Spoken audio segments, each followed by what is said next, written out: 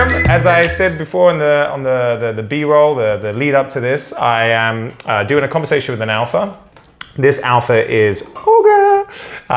Anyone in Valencia probably knows who she is already, but if not, I just a little reference again. She is the reason I'm in Valencia. And by that I mean she's a good friend of my partner's.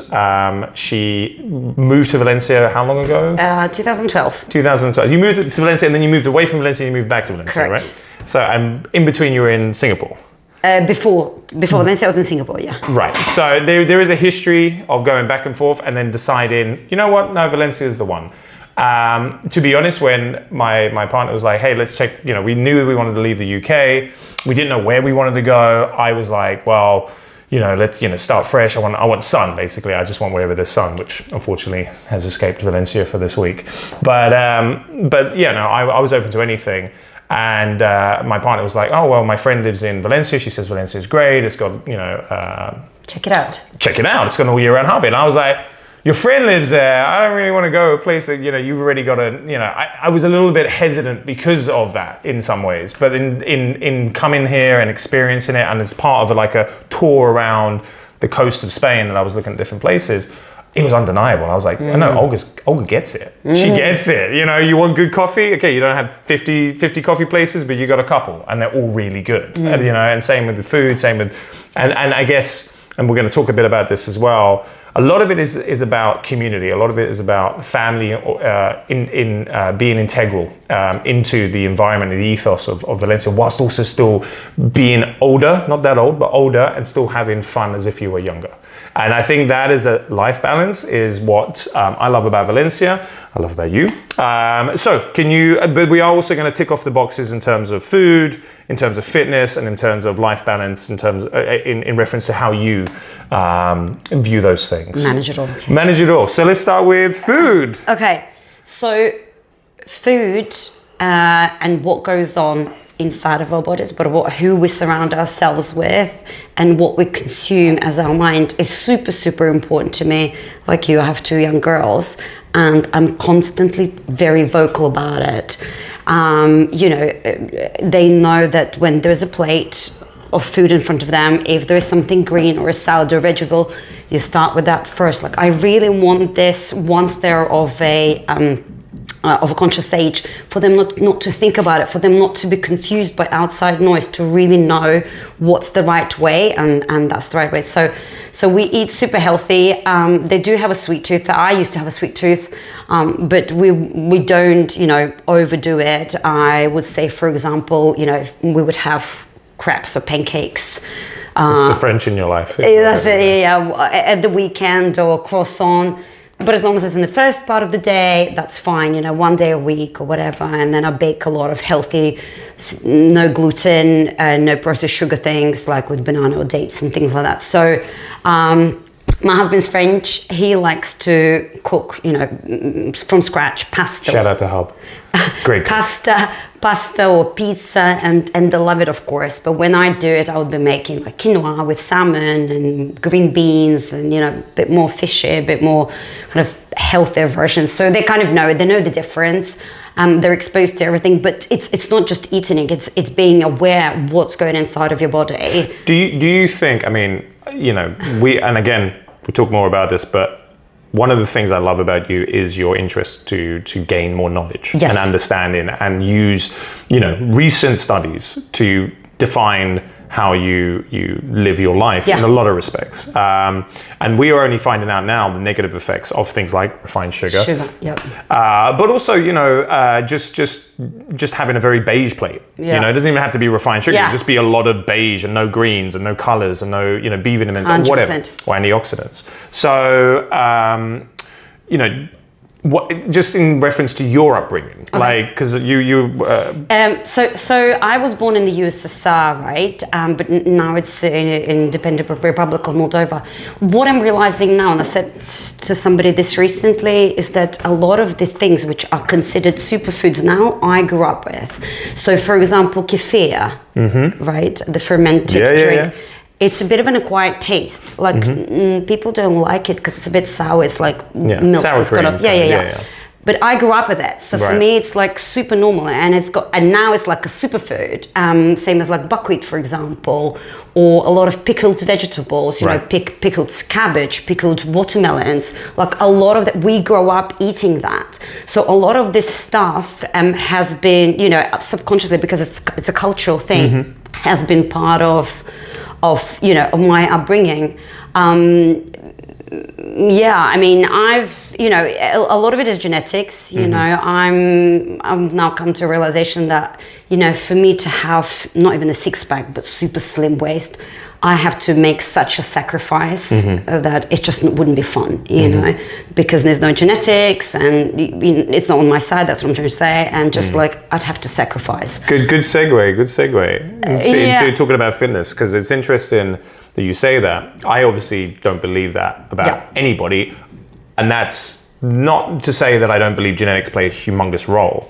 I just believe, or more to the point in terms of science and kind of proven otherwise, that, you know, with a combination of, you know, good training, good nutrition, and to a degree an element of, like, you know, supplements and stuff like that can assist. I'm not saying as what's it called again? Ozempic. But I mean, like, other things that you can, you know, utilize that will help you with, you know, burning fat and building muscle, and essentially just increasing your metabolic rate, changing your genetic structure. You think I can absolutely, like, have, for example, the body of Adriana, for example, a friend of mine. I mean, that's an interesting thing, but, you know, she dedicates a lot of her time to that. But that's where it comes a question. But there's genetics. I spoke to her about it, and like, you know, generations before being sporty, like, are really into that. There is lots and lots of studies coming out, and you know, I'll try and find some links to support this, that talk about how when you're at the moment of conception,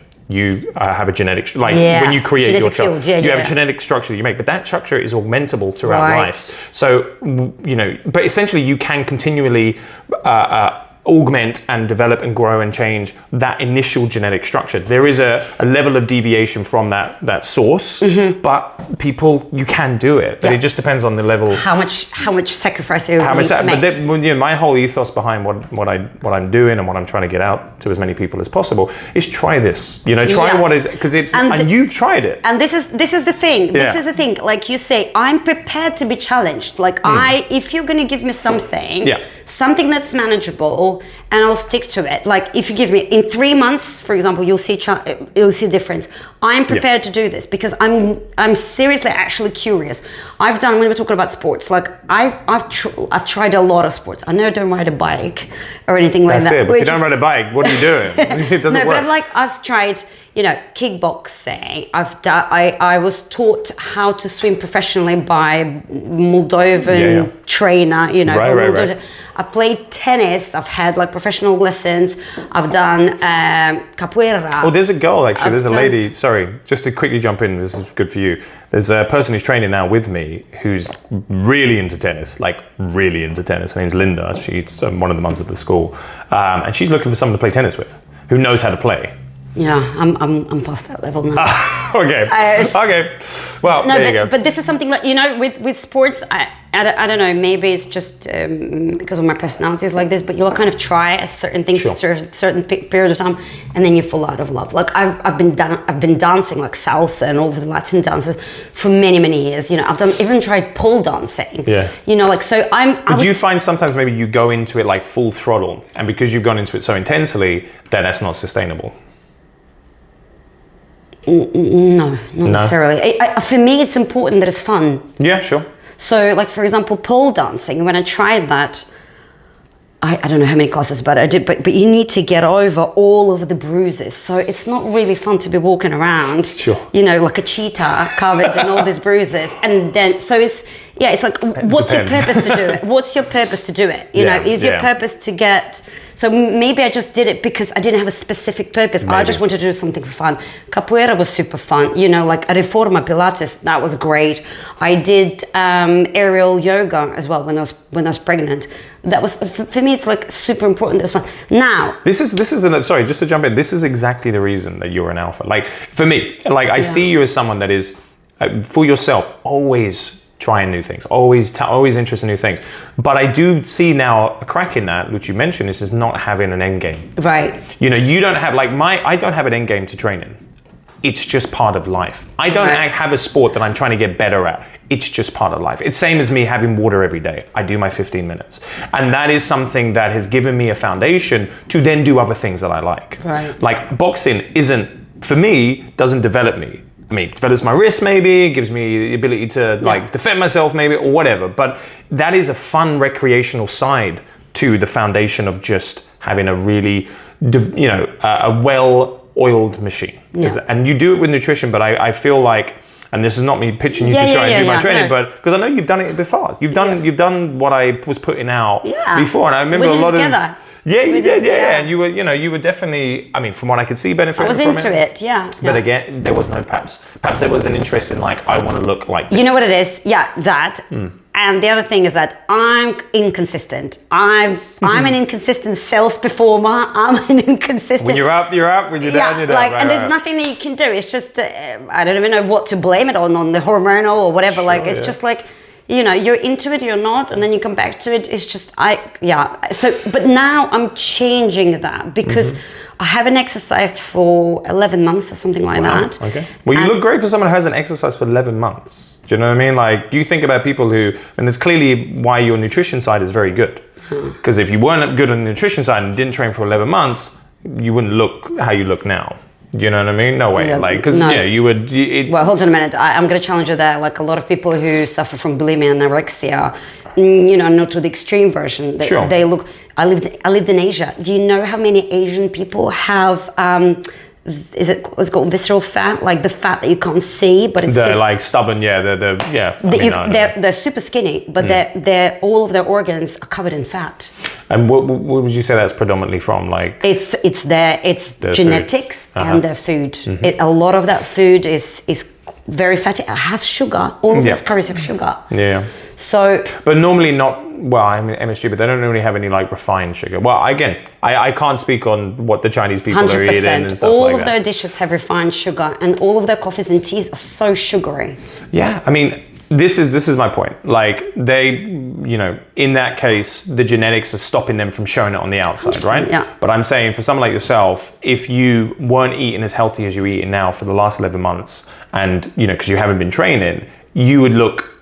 I mean, maybe you would be skinny fat, but I think you would definitely probably see it more because it's just. I don't know. I've learned so. When I was stressed in my previous years, I would before Valencia. I would put on weight because I would just eat or whatever. Like it would segregate. There was a stress 2 years ago, and I lost a massive amount of weight. Right. And from that, like I've gained. So stress made you gain weight, and stress made you lose weight. 100%, yeah. So it's like it depends, like it really changes.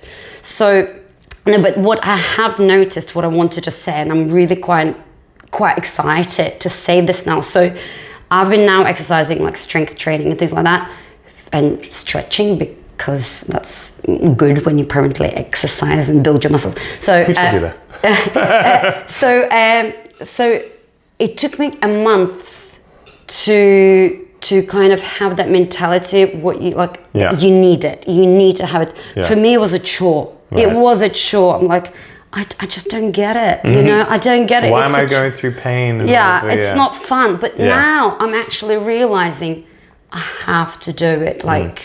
I'm bought into this, let's say. Whereas I knew it, but it's just, I disassociated it with me. I'm like, I'm fine, because I am looking fine. I'm good. Yeah.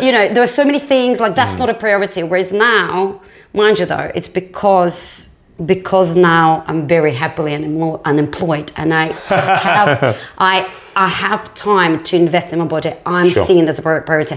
Before, when I was working, I thought that I didn't have time, or when I was unemployed, it was not a priority. Yeah. Now it's absolutely, it's a conscious, it's a priority.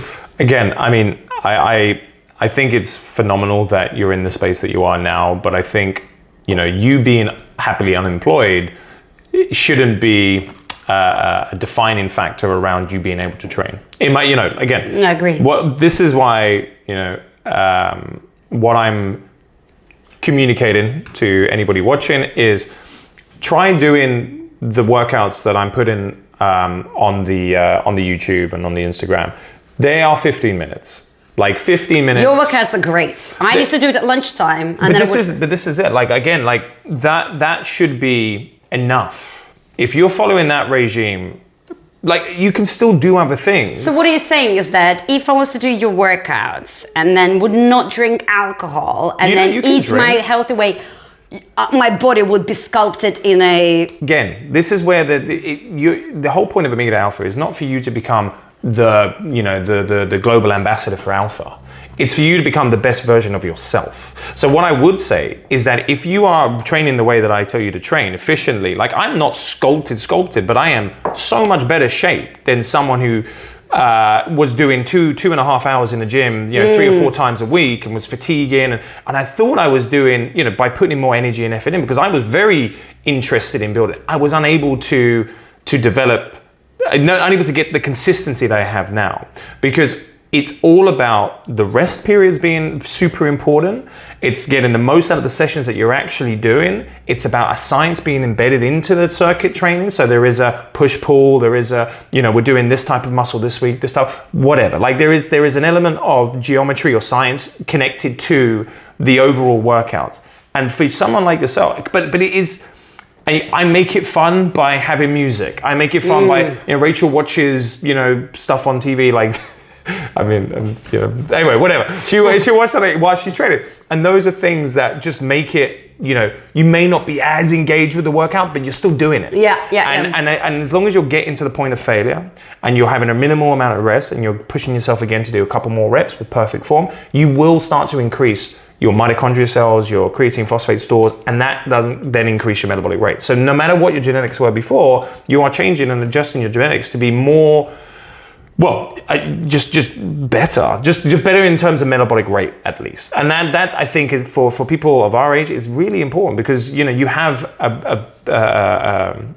let's say a safety net. You have a certain level of lenience when you're much younger, where you can just drink and not really train and still look pretty good. But when you get to our age, then you kind of are fighting against the clock. But you also have denser bones. You have capabilities. That's exactly why I'm training now, because I'm really interested in getting the right technique of deadlifts or whatever to really and make my knees stronger, to improve my bone density, just to have a better later years, really. The other thing, and that's exactly higher quality of life later on. The other thing to note as well is, if you do, though, keep doing the exact same exercises, you will become so good, so proficient at that same exercise. You can get that deadlift perfect. You have to keep increasing weight, but you'll get that deadlift perfect, but you'll get less and less from it.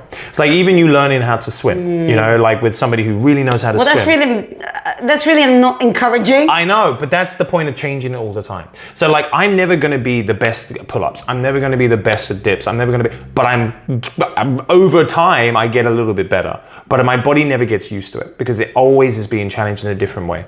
And that is super important to get the most out of the training. So as much as it doesn't become fun, like, oh yeah, I got my best PB, it's not really about that. It's again, that's almost the recreational side of it. Okay, so can I ask you a question? Because like, there's a lot of this, Who's interviewing who? But no. Yeah, right. Good point. Yeah.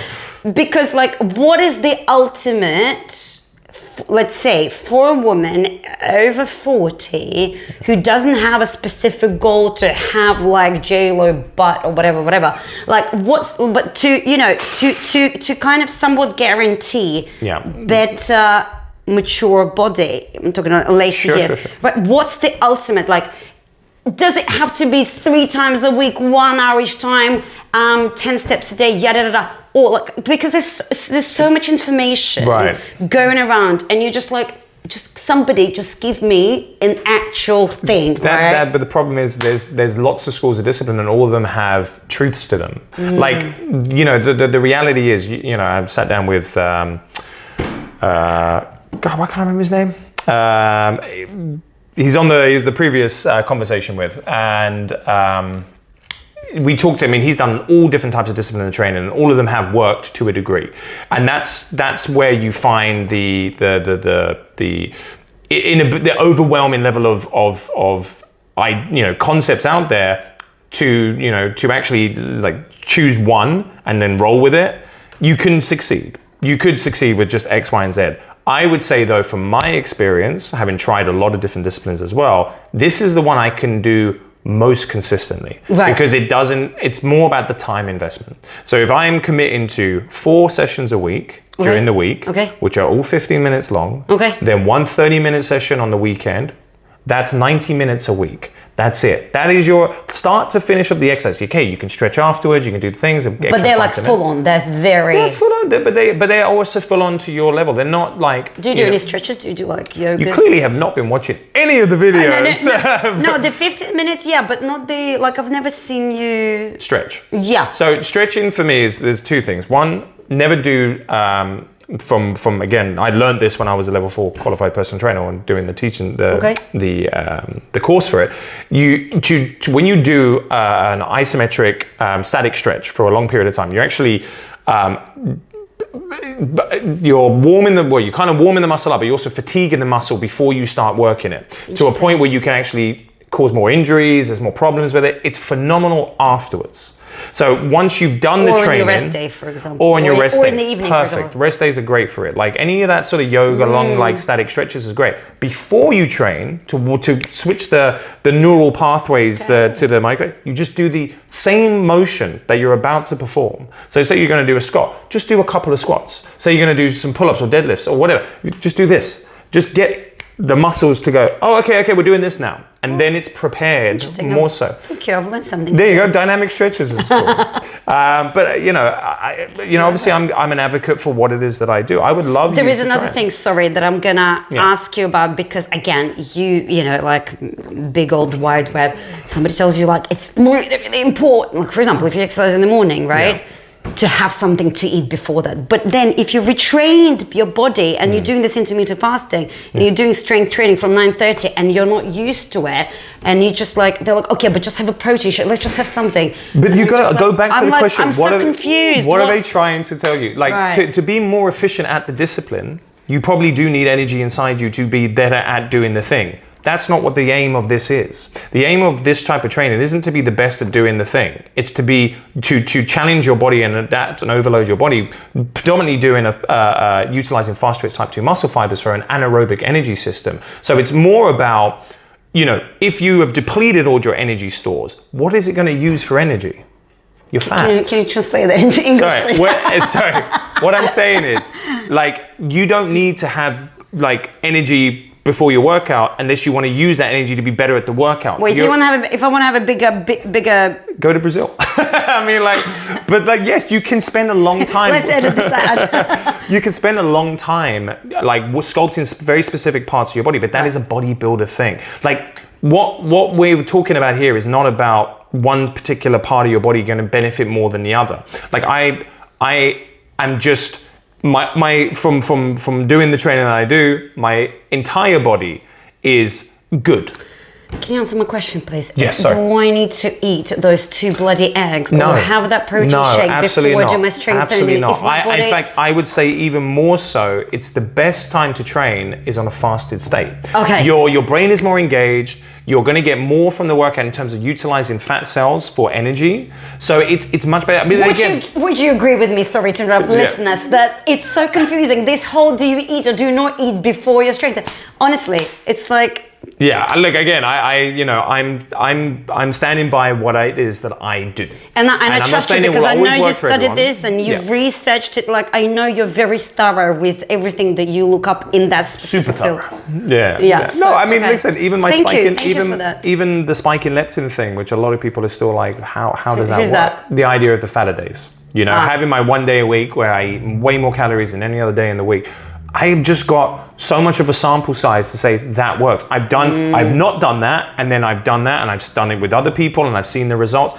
I think the problem for a lot of people to follow that is to follow that. Because even just a little bit of a break away from it during the week, if you don't have those 3 consecutive days, so the way my cycle is Mega Meal Monday, then Tuesday, Wednesday, Thursday, I eat very healthy, very lean, probably similar to how you eat during most of the time. No, you're more strict. Probably even more strict. And I have you're that very, but that is a means to an end, because then I'm completely on the other side of the spectrum. I know, I saw your pantry cupboard. Yeah, right. So but those 2 things have to, that's the balance. So, because we haven't got much time. So let's talk a bit about, obviously we talked, why Valencia and so on and so forth. And we've talked now about fitness and stuff, but any ways in which you practice a good life balance in terms of like parenting, in terms of, just life in general that you would like to share with the people watching? So even when we were living in Bangkok and we only just had 1 child and she was 2, we were exercising in the living room in the morning and she was getting involved and she was, the eye coordination hand was not working. But so our kids see us working out, and for me that's very important that the children are surrounded by that. We live in Valencia. If you go to Turia, even if you're not exercising, you just came there to kind of be surrounded by nature, everybody's working out. So when I first moved here, I was like, I'm motivated just by that. I love that. Because not every city is like that. Maybe because of the weather, whatever, but also the mentality is here that loads of marathons are happening here.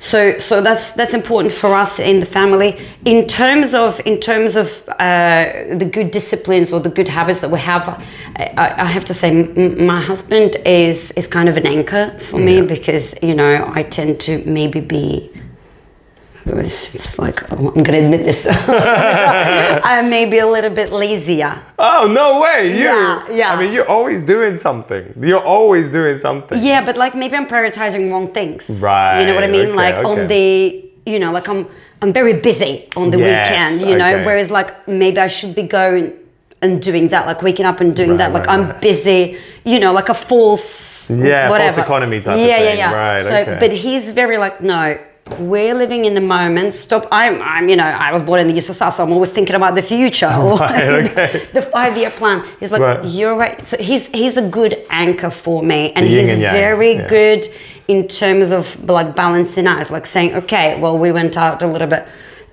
so now it's kind of, So that's your kind of, way of practicing a good life balance.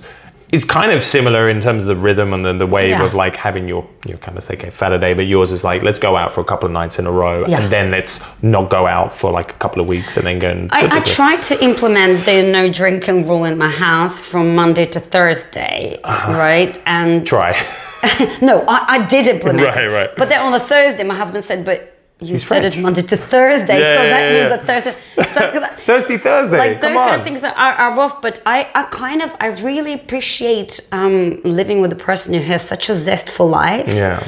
And that it's just another shout out to Hub. That is so kind of important, as opposed to having, you're very strict with yourself, and you're an experience, but it doesn't work for everybody. Like, of course, we need to adjust ourselves and things like that. So I think you see me when I'm most strict, because I am also not super strict. Like in the sense of when I go off the reservation to have fun, I go off the reservation. Yeah. I mean, come on, like I'm out. Are you asking me things for like, so there could be like helpful or tips? Yeah, I guess. I mean, just like, because I think one thing I see you practice a lot of is like going to like the CCC and stuff like that. You're always looking for things to engage with in Valencia, more so than I do, and it's always typically with the kids. And so I think that type of proactive approach to life balance. This is more. I think it's more about what is your priorities and why do you feel those important. And you obviously touched upon the fact that showing being an icon, not icon, but like I guess the anchor for your children, or the thing that they can look at and be like, okay, my mama and papa work out, they're healthy, they're happy. These are all very important, I think, for anyone who's either got children or wants to have kids, because I don't know about I'm kind of reverse engineering my upbringing and understanding like what did I have, what didn't I have, and what I'm bringing to the table, and what I see people like yourself bring to the table is a much healthier association with their offspring, as seeing them as this is my continuation. Yes. And that being your continuation means that they're the most important investment that you've made. Like the 100% of you is in 50% of them. So you want to make sure that has the best food in its body, the best fuel 100%. In its body, the best engagement around it. And I see you practice that a lot. So from my side, I think that it's really just kind of supporting that same narrative more than anything else. No, but you mentioned, cultural aspect. Like for me, that's very important. We live in the city, so for me, it's like super important to sometimes get out and be in the nature. Yes, we don't do it enough, but we have Turia and things like that. So for me, that's really, really important to go out and like go to, going and seeing. We have a lot of free museums on Sundays. So sometimes, now the orange trees are blossoming.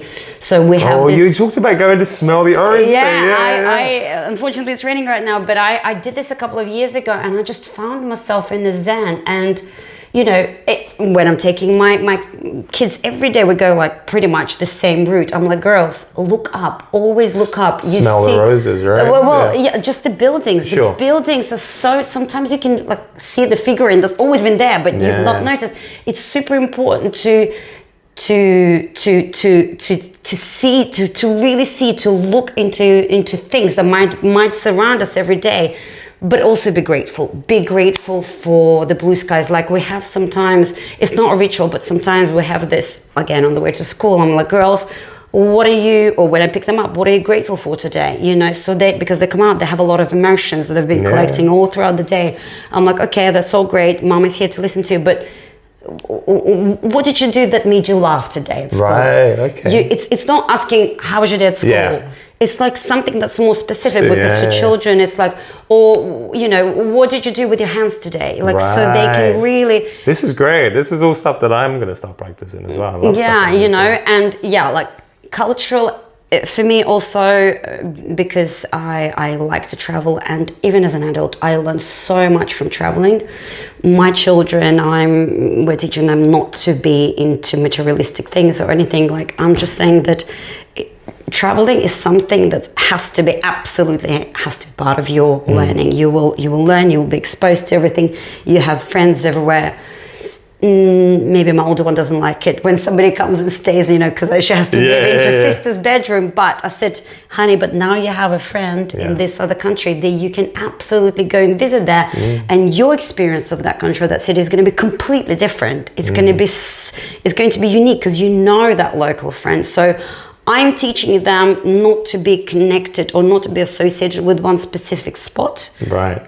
That's very interesting. You have friends everywhere, and really the world is there to welcome, receive you, teach you, and you need to give back as well. You are truly a global, ambassador for connection.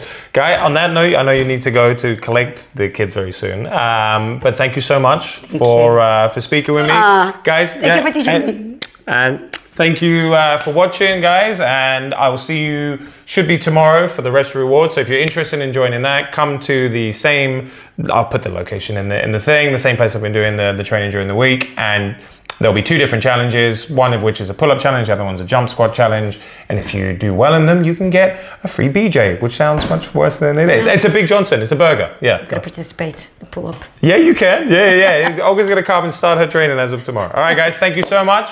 Peace out.